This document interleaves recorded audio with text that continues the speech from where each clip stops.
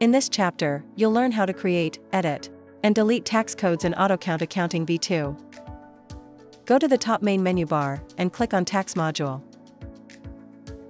From the list, select Tax Code Maintenance. Here, you'll see a list of my existing tax codes that already set up earlier in my account book. If you're setting up VAT for the first time, you can reconfigure it using the VAT configuration wizard. Click on Configure VAT to start the setup wizard. Click Run Wizard to begin the configuration process. Then click Next.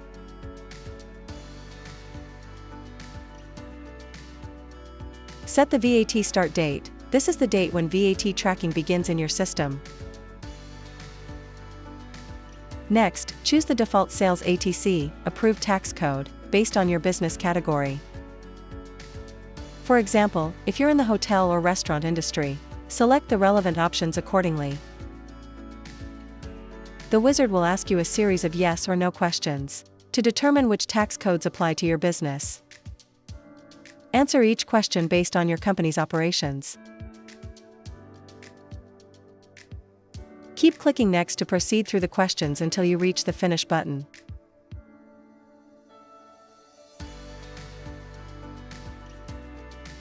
Once complete, click Finish to confirm your settings. AutoCount Accounting System will automatically generate and display the relevant tax codes based on your selections. Click Save to finalize and store the new tax code configuration.